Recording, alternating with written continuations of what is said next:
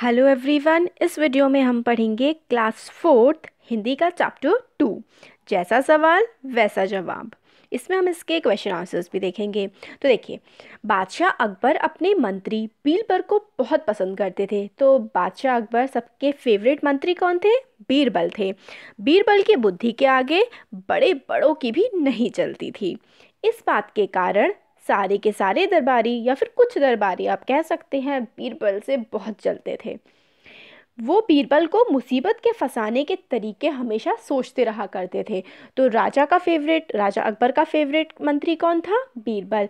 बीरबल बहुत चतुर थे और इसलिए कुछ दरबारी उनसे जलते थे और बीरबल को फंसाने के तरीके ढूंढते रहते थे। अकबर के पास अकबर के एक खास दरबारी ख्वाजा सरा को अपनी विद्या और बुद्धि पर बहुत अभिमान था। किसको? ख्वाजा सरा को अपनी बुद्धि पर बड़ा घमंड था। बीरबल को तो वो अपने सामने निरा बालक और मूर्ख समझते थे। निरा बालक मतलब ऐसा, ये तो बच्चा है, मेरे सामने कुछ भी नहीं है, बेवकूफ़ है बिल्कुल, मेरे सामने क्या है इसका। वो ऐसा समझते थे कि बीरबल तो मेरे सामने कुछ भी नहीं है। कौन? ख्वाजा सरा ऐसा समझते थे। बीरबल को तो कुछ नहीं समझते थे वो, लेकिन अपने ही मानने से तो कुछ होता नहीं है। दरबार में बीरबल की ही तूती बोलती थी और ख्वाजा साहब की बात ऐसी लगती थी जैसे नक्कर खाने में तूती की आवाज़। तो मतलब जो है ख्वाजा सरा खुद को बड़ा होशियार समझते थे, मगर सिर्फ अपने समझने से कुछ थोड़ा ना होता है। दुनिया को भी आपको समझना चाहिए और दरबार में उनकी मतलब तूती क्या, उनकी बात कोई भी नहीं सुनता था। ये है, ख्वाजा साहब की चलती तो वे बीरबल को हिंदुस्तान से निकलवा देते, लेकिन निकलवाते कैसे? मतलब ख्वाजा जो थे वो तो इतना चिढ़ते थे बीरबल से कि अगर उनकी चलती तो वो बीरबल को तो बाहर ही करते थे देश से। फिर एक दिन ख्वाजा ने बीरबल को मूर्ख साबित करने के लिए बहुत सोच विचार कर कुछ मुश्किल प्रश्न सोच लिए। अब उन्होंने सोचा कि किस तरीके से मैं बीरबल को बेवकूफ़ साबित करूं। तो उन्होंने कुछ प्रश्न समझ तो ख्वाजा ने क्या किया, बहुत ही सोच समझकर कुछ मुश्किल सवाल जो है वो ढूंढ निकाले। अब उन्होंने ख्वाजा को विश्वास था कि बादशाह के उन प्रश्नों को सुनकर बीरबल के छक्के छूट जाएंगे और वह लाख कोशिश करने पर भी संतोषजनक उत्तर नहीं दे पाएगा। तो ख्वाजा ने ऐसे खूब टेढ़े मेढ़े और मुश्किल सवाल सोच लिए और कहा कि मैं राजा से कहूँगा कि वो बीरबल से पूछे। अब जब राजा बीरबल से वो सवाल पूछेंगे तो बीरबल तो बता ही नहीं पाएगा, क्योंकि ख्वाजा समझते थे बीरबल तो बेवकूफ़ है। फिर बादशाह मान लेगा कि ख्वाजा सरा के आगे बीरबल की कुछ नहीं। तो फिर बादशाह मान लेंगे कि ख्वाजा जो है वो बड़ा होशियार है, बीरबल तो बेवकूफ़ है। अब ख्वाजा साहब अचकन पगड़ी पहनकर दाढ़ी सहलाते हुए अकबर के पास पहुंचे और सिर झुकाकर बोले, बीरबल बड़ा बुद्धिमान बनता है, आप भी उसकी लंबी चौड़ी बातों के धोखे में आ जाते हैं। मैं चाहता हूँ कि आप मेरे 3 सवालों के जवाब पूछकर उसके दिमाग की गहराई नाप लें। तो उसने जो ख्वाजा था अपनी बढ़िया सी पगड़ी पहनी, अपनी दाढ़ी सही की और राजा के पास पहुँच गए और राजा अकबर के पास जाके बोले कि बीरबल खुद को बहुत बुद्धिमान समझता है, तो अपनी बुद्धिमानी को प्रूव करे भाई वो। और मैं आपसे ने कोरा 3 सवाल आपको बता रहा हूँ राजा, आप ये 3 सवाल जो है उससे बीरबल से पूछ लीजिए और देख लीजिए कि उसका दिमाग कितना तेज है। दिमाग की गहराई नापने का मतलब है ये पता लगा लीजिए आप भी कि वाकई में वो होशियार है भी या नहीं।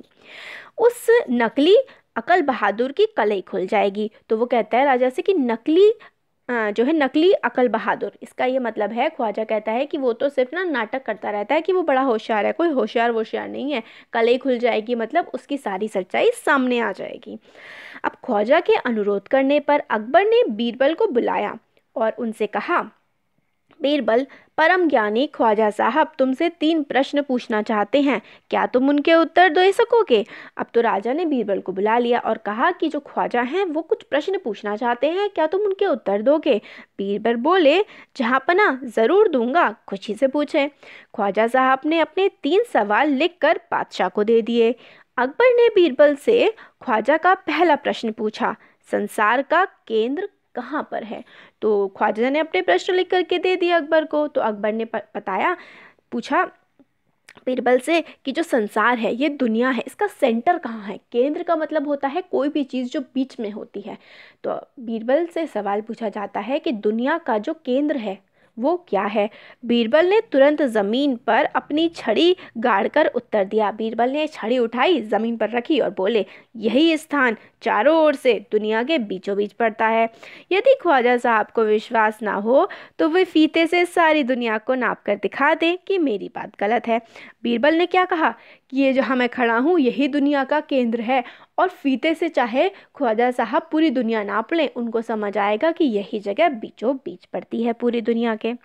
फिर अकबर ने जो है दूसरा प्रश्न किया, आकाश में कितने तारे हैं? कि भाई आसमान में कितने तारे हैं ये बताइए। तो बीरबल ने एक भेड़ मंगवाई, भेड़ होती है ना, जानवर होता है, भेड़ मंगाई जिसके बहुत सारे बाल होते हैं, जिसपे भेड़ मंगाकर कहा, इस भेड़ के शरीर में जितने बाल हैं उतने ही तारे आसमान में हैं।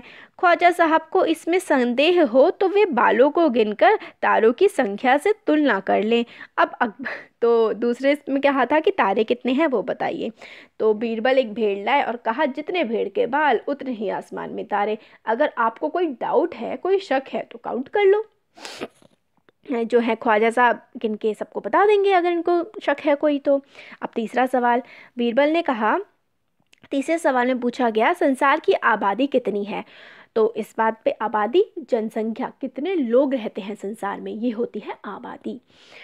तो बीरबल ने कहा, जहाँ पना संसार की आबादी पल पल घटती बढ़ती रहती है। मतलब दुनिया में लोग जो है मरते रहते हैं, पैदा होते रहते हैं, क्योंकि देखिए हर पल लोगों का मरना जीना लगा ही रहता है। इसलिए यदि सभी लोगों को एक जगह इकट्ठा कर दिया जाए तभी उनको गिनकर ठीक ठीक संख्या बताई जा सकती है। तो मतलब देखिए दुनिया में लोग मरते रहते हैं, हर पल जो है बच्चे पैदा भी होते हैं। अगर सबको, पूरी दुनिया के लोगों को इकट्ठा एक साथ कर दिया जाए, उनकी काउंटिंग की जाए, गिना जाए तो भाई सही संख्या बताई जा सकती है। अब बादशाह तो बीरबल के उत्तरों से संतुष्ट हो गए, लेकिन ख्वाजा साहब नाक भौहें सगोड़ कर बोले, ऐसे गोलमोल जवाबों से काम नहीं चलेगा जनाब। अब राजा को तो ठीक लगा कि हाँ भाई बिल्कुल सही सही उत्तर दे दिए बीरबल ने, मगर ख्वाजा ने कहा कि ऐसे उल्टे सीधे गोलमोल प्रश्नों से थोड़ी ना कोई, मतलब जवाबों से थोड़ी ना काम चलेगा। तो बीरबल बोले, ऐसे सवालों के ऐसे ही जवाब होते हैं, पहले मेरे जवाबों को गलत साबित कीजिए तब आगे बढ़िए। अब जब ख्वाजा ने कहा कि ऐसे उल्टे सीधे जवाब दे रहे हो, तो बीरबल ने कहा, ऐसे जैसे आप सवाल पूछ रहे हैं ना, ऐसे सवालों के जवाब भी ऐसे ही होते हैं। अगर आपको संतुष्टि नहीं है तो मेरे जवाबों को गलत सिद्ध करिए। अब ख्वाजा साहब फिर कुछ नहीं बोल सके और हमारी जो कहानी है वो भी यहाँ पे ख़त्म हो गई। तो प्रश्न उत्तर देखते हैं। पहला है, ख्वाजा सरा के तीनों सवालों का क्या कोई और जवाब हो सकता है? अपने मन में सोचिए। तो देखिए ख्वाजा सरा का पहला सवाल क्या था कि संसार का केंद्र कहाँ है। दूसरा था आप जिस स्थान, तो पहला सवाल जवाब था कि आप संसार का केंद्र कहाँ है। इसका दूसरा जवाब हो सकता है आप जिस स्थान पर खड़े हैं वही संसार का केंद्र है। तो उन्होंने कहा था कि यहाँ पर खड़े हैं तो यहाँ पर है, तो इसका यही जवाब हो सकता है कि आप जिस जगह पर खड़े हैं वही संसार का केंद्र है। क्यों? क्योंकि दुनिया गोल है, हर जगह से आप कहीं भी खड़े हो जाइए और जो आप हर चारों दिशाओं में नापेंगे तो वो बराबर ही आपको मिलेगी।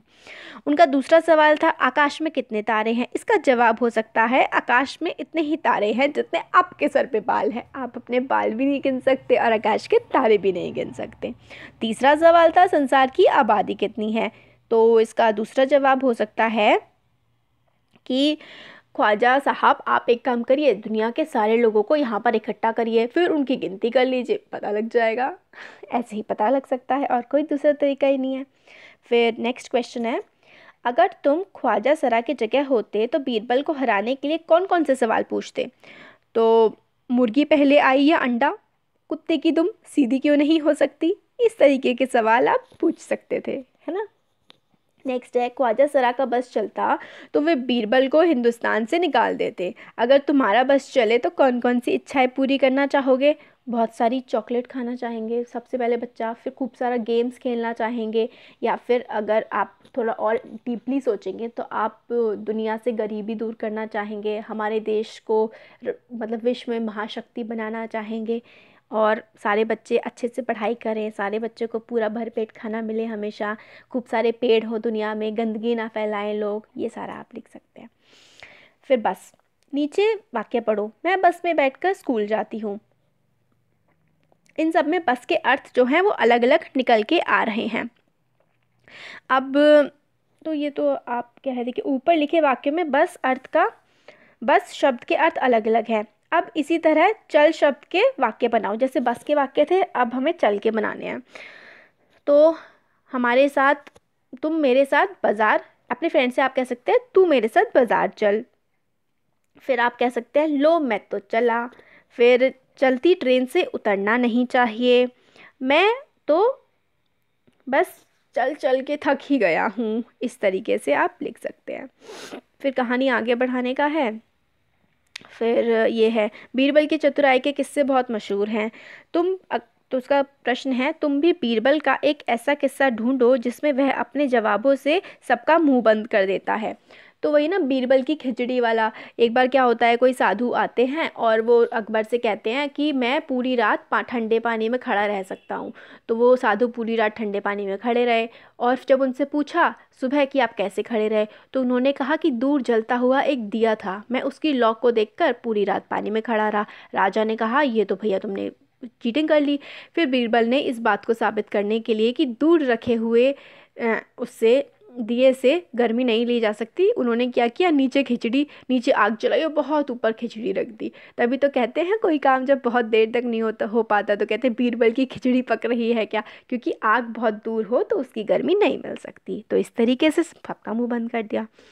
बीरबल की तरह बहुत से अन्य व्यक्तियों की हाजिर जवाबी के किस्से प्रसिद्ध हैं, उनके नाम पता करो। एक तो वो था ना तेनालीरामन, है ना, तेनालीरामन के जो है काफ़ी ज़्यादा किस्से मशहूर हैं। अब इनका क्या करना है, हमें नीचे लिखे शब्दों की जगह और कौन सा शब्द इस्तेमाल हो सकता है। बुद्धिमान की जगह होशियार या फिर चतुर, मूर्ख की जगह बेवकूफ़, अभिमान की जगह घमंड, विश्वास की जगह भरोसा, संसार की जगह दुनिया, कोशिश की जगह प्रयत्न। तो बुद्धिमान, चतुर, मूर्ख, बेवकूफ, अभिमान, घमंड, विश्वास, भरोसा, कोशिश, प्रयत्न, संसार, दुनिया। अब मुहावरे हैं, इनके मतलब बताने और वाक्य बताने हैं। नाक बौहे सकोड़ना का मतलब होता है बहुत ही मतलब पसंद ना आना कोई चीज़। तो जैसे कि आपके घर में पसंद की कोई चीज़ नहीं बनती, जैसे मान लीजिए आपके घर में करेला बन गया, तो आप ऐसे लिख सकते हैं कि मम्मी ने आज घर में करेला बनाया तो मैंने अपनी नाक बौहे सिकोड़ ली। जो चीज़ पसंद नहीं होती उसमें सिकोड़ते हैं। कलई खुलने का मतलब होता है अ, अ, जो जो मतलब पक्की बात जो है वो सामने आ जाना, जैसे कोई बात होती है वो सच्चाई सामने आ जाना, कलई खुलना। तो चोर की कलई खुलते ही वह धीरे से खिसक गया, तो चोर की सच्चाई सामने आई तो वो खिसक गया। तो ये हमारा चैप्टर और इसके एक्सरसाइज हमने कर ली। Thank you.